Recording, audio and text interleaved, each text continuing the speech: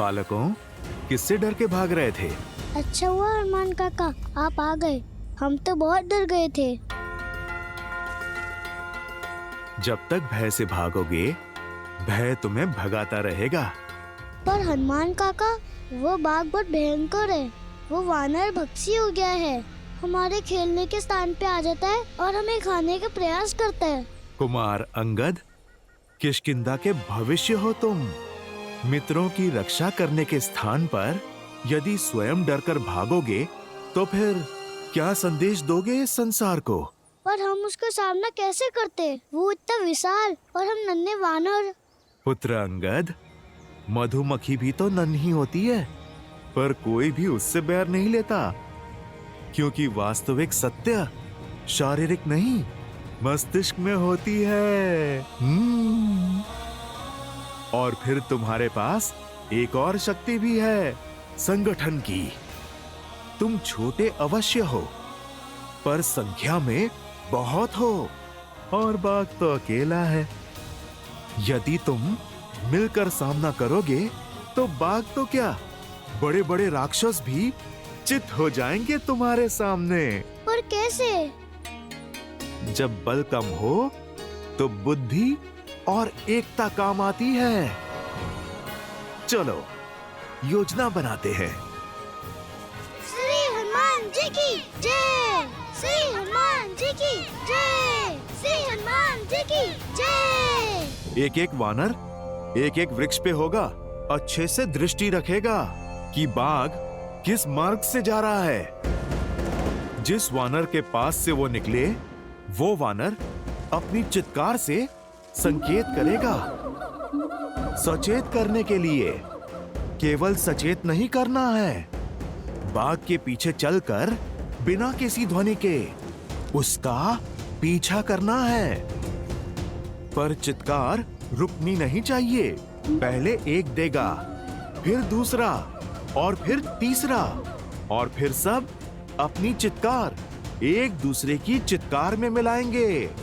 फिर जब बाघ एक रिक्त स्थान पर आ जाए, सब एक साथ चित्कार दें और फिर कूदकर उसके सामने आ जाएं।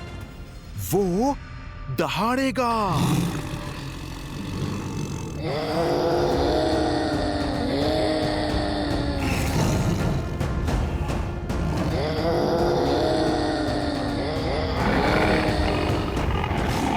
पर पुत्रों ध्यान रहे, बाघ डरा नहीं है, वो आक्रमण करने की तैयारी कर रहा है।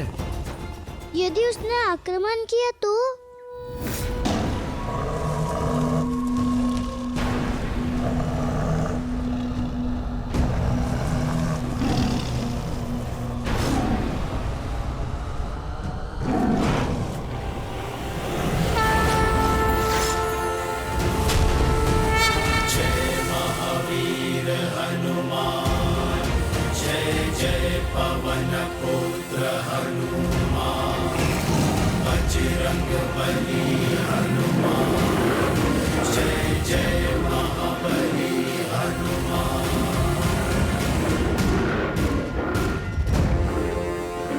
कहा था ना, तब मैं आऊंगा।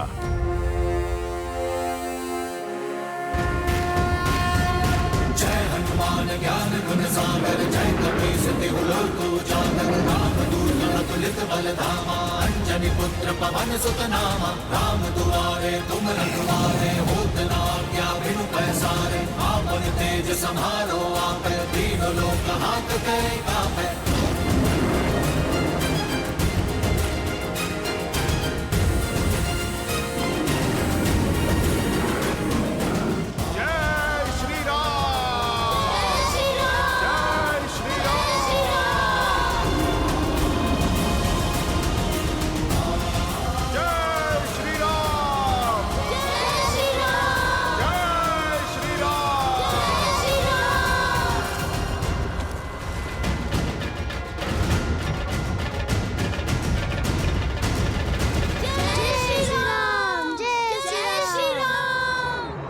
अब समझे, सच्चा बल भुजाओं में नहीं, स्वयं पर किए गए विश्वास में है।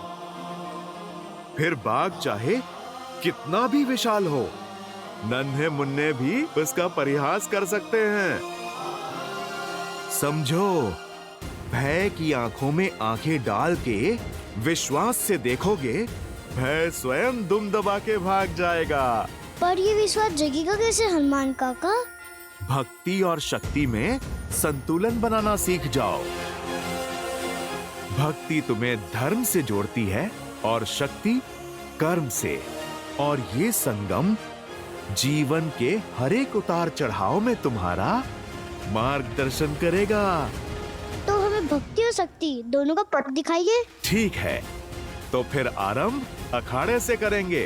तुम्हें कुश्ती कला में निपुण बनाकर शक्ति पाने के योग्य करूंगा और योग का ज्ञान सिखाकर सिद्धियां पाने का द्वार खोलूंगा।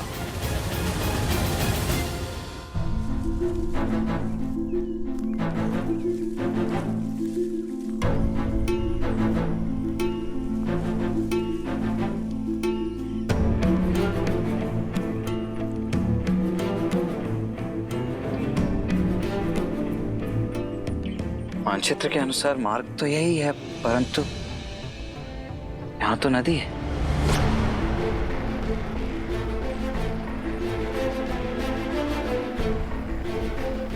कदाचित हम मार्ग भटक गए हैं भैया।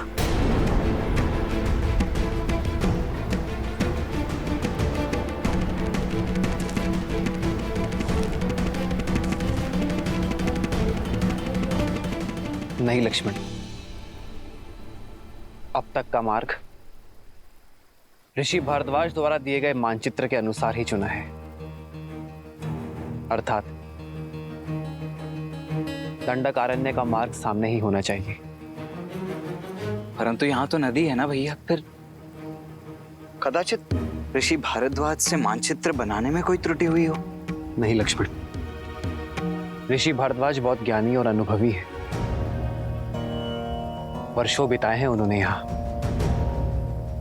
उनके ज्ञान पर संदेह करना उचित नहीं है। मार्ग हमारे सामने ही है लक्ष्मण, कदाचित हम उसे देख नहीं पा रहे हैं।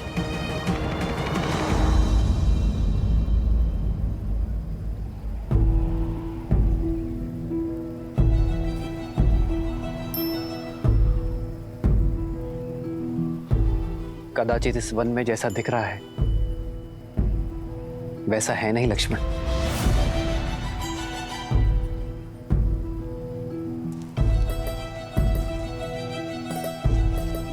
संभलकर भैया, नदी गहरी प्रतीत हो रही है।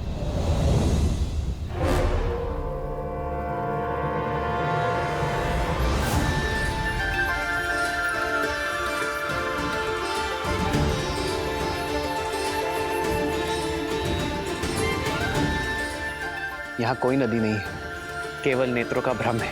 ऋषि भारद्वाज ने भी बताया था कि राक्षस मायावी है। कहीं ये भी किसी माया का भागी तो नहीं है? यदि मार्ग ढूंढना है तो माया से लड़ना होगा लक्ष्मण। जी भैया। आओ सीता।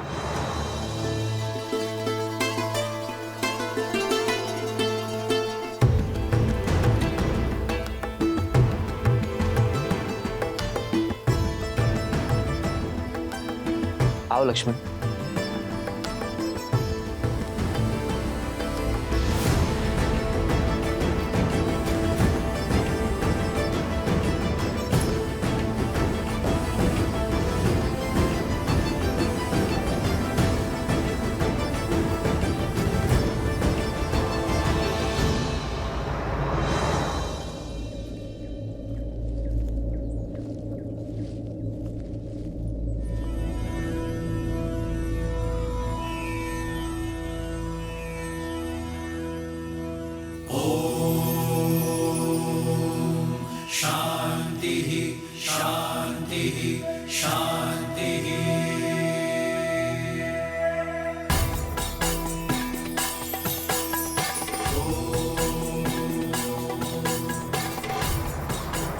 राम, तुम आ गए।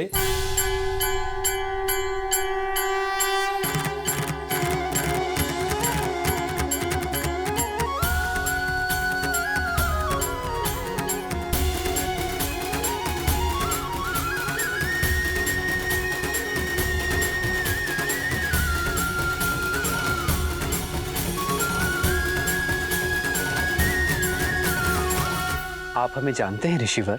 हाँ राम, तुम्हारे जैसा पुरुषोत्तम ही हमारे द्वारा रचित इस ब्रह्म जाल को तोड़कर अत्रि आश्रम में प्रवेश कर सकता है।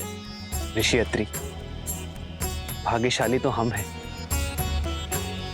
जिनके तप और तेज के विषयों के बारे में केवल सुना, आज उनके दर्शन भी पा लिए। प्रणाम ऋषिवर। यशस्वी भव, तुम्हारा शौर्य बना रहे। सौभाग्यशाली भव। ऋषिवर, यदि हमारे आगमन से आपका तप भंग हुआ है तो हमें क्षमा कर दीजिए। नहीं राम, तुम्हारे आने की प्रतीक्षा के लिए तो ये तप था और तुम आ गए। अब ये संपूर्ण हो गया। हमारे आने की? हाँ, उन राक्षसों के अंत के लिए जिनका प्रवेश रोकने के लिए मैंने अपने आश्रम के चारों तरफ दृष्टि भ्रम उत्पन्न किया हुआ था। अब तुम आ गए, इसकी कोई आवश्यकता नहीं। बचपन से आपके तेज और माता अनुसुईया के तप की कथाएं सुनी है, आज दर्शन हुए। माता अनुसुईया के दर्शन की भी इच्छा थी मेरी। कहाँ है वो?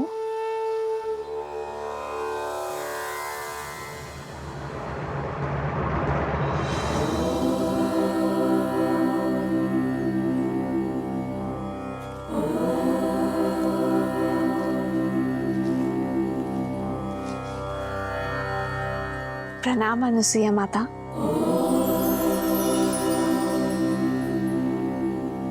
राम और लक्ष्मण का भी प्रणाम स्वीकार करें माता। आशीर्वाद मांगने के पूर्व मेरे एक प्रश्न का उत्तर दो राम। ये दंडक वन है, यहाँ पग पग पर उदंडी असुरों का वास है। ये एक सज्जन शीलवान स्त्री के लिए कोई स्थान नहीं। और यहाँ तुम अपनी कोमल पत्नी को लेकर आने की भूल कैसे कर सकते हो? ये सुरक्षित नहीं है राम। क्षमा करें माँ, पर मैं असुरक्षित नहीं।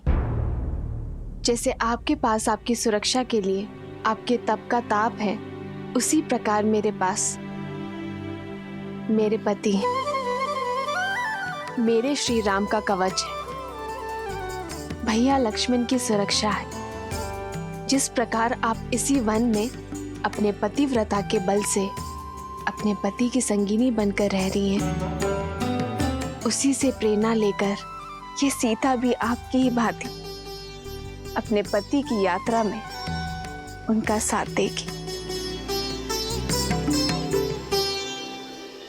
ऋषि भारद्वाज के आदेश से पीड़ित ऋषियों के तारण के लिए हम दंडक वन की ओर बढ़ रहे हैं। कदाचित यही हमारे वनवास के लिए नियति का उद्देश्य है ऋषिवर। ऐसे में आपसे भेंट हमारे लिए आशीर्वाद है। हम आशा करते हैं कि आगे की परिस्थितियों, समस्याओं और उनके निवारण के लिए आप हमारे मार्गदर्शक बनेंगे। दंडकारण्य? क्या हुआ ऋषिवर, आप इतने चिंतित क्यों हो गए? दंडकारण्य कोई सामान्य वन नहीं है, सहस्त्र मायावी राक्षसों का गढ़ है राम।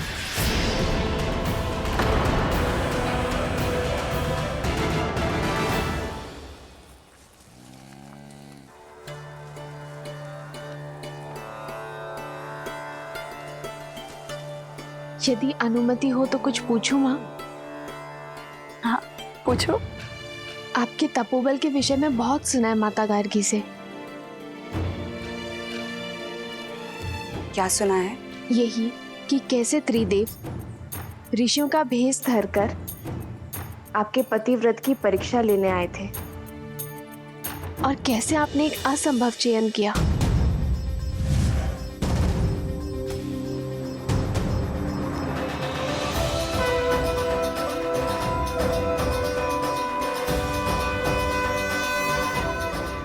ब्राह्मणों की सेवा तो हर गृहस्थ का धर्म होता है। मैंने प्रयास किया है कि आपका हर संभव स्वागत कर सकूं। भोजन ग्रहण कीजिए देव। अवश्य देवी, परंतु बिना स्नान किए ये भोजन ग्रहण करना हमारे लिए वर्जित है। मैं अभी आप लोगों के स्नान का प्रबंध आश्रम के जलाशय में करवा देती हूँ। रुकिए देवी, धर्म कहता है कि अतिथि की इच्छा को उसके अनुसार ही पूर्ण करना चाहिए। हमारा कहने का आशय यह है कि यदि आप स्वयं अपने हाथों से हमें स्नान कराएंगे तभी ये भोजन ग्रहण करना उचित होगा।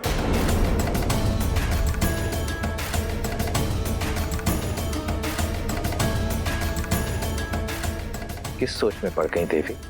चयन आपका है। यदि आज हम ब्राह्मण ये भोजन ग्रहण करके इस आसन से उठेंगे तो ऋषि अत्रि का यश सर्वदा बना रहेगा। परंतु यदि हम भोजन ग्रहण किए बिना ही आसन से उठ गए तो अब तुम ही बताओ सीता, ये चयन उचित था या नहीं?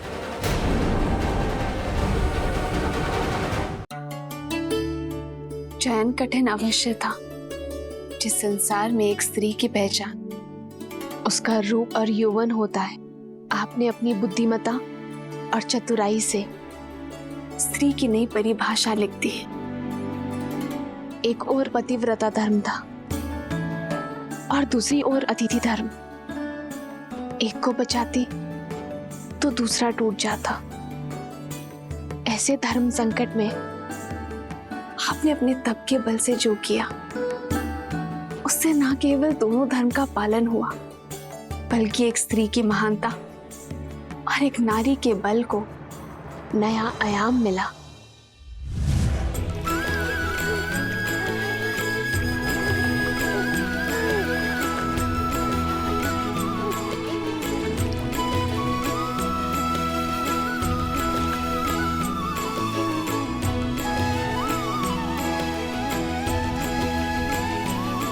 अब आपका स्नान संपन्न हुआ।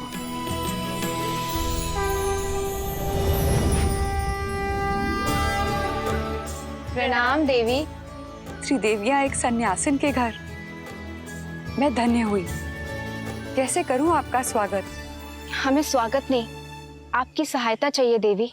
हमारे पति त्रिदेव आपकी परीक्षा लेने गए थे पर अब तक अपने लोक नहीं लौटे। अच्छा, तो अतिथि के रूप में त्रिदेव आए थे।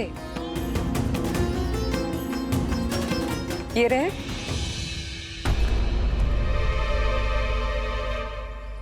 अपना अपना चुन लो।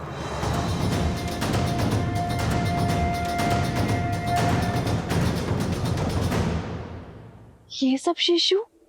हाँ, इन सब का आग्रह था कि मैं भोजन के पूर्व इन्हें अपने हाथों से स्नान कराऊं। मेरे पास और कोई विकल्प नहीं था, तो मैंने इन्हें शिशु में बदल के अपना धर्म पूर्ण किया।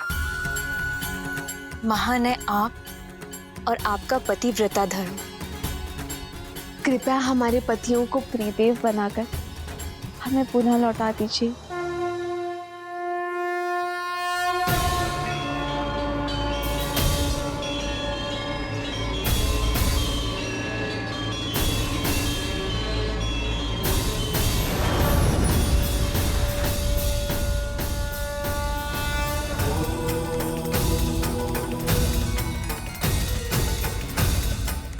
देवी अनुसूया, संसार में जब जब पतिव्रता धर्म की बात होगी तब तब आपका उल्लेख अवश्य होगा।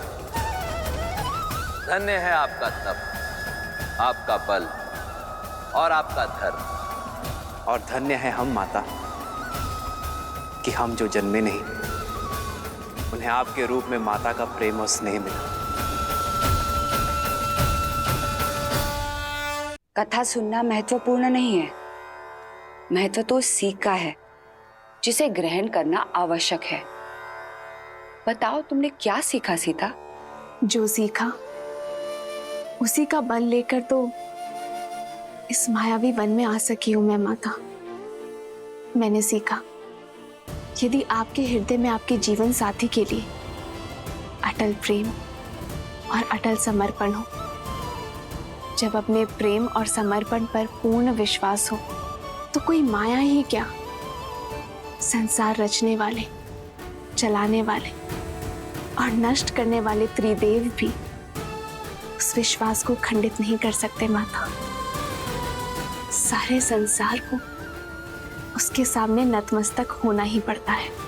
तुम अद्भुत हो सीता। तुम्हारे आचरण और तुम्हारे विचारों ने मुझे जीत लिया है। तुमने अपने लिए मेरे मन में एक विशेष स्थान बनाया है सीता। मैं तुम्हें कुछ देना चाहूंगी। दंडकारण्य रण क्षेत्र होगा राम, जहां शत्रु सामने से नहीं दिखाई देगा और प्रहार किसी भी दिशा से हो सकता है। जहां रावण के सौतेले भाई खरदूषण के अतिरिक्त अकंपन, तृष्णा, विराद और कवंद जैसे मायावी राक्षस होंगे। अब तुम ही बताओ, उस स्थान पर एक स्त्री का रहना उचित है?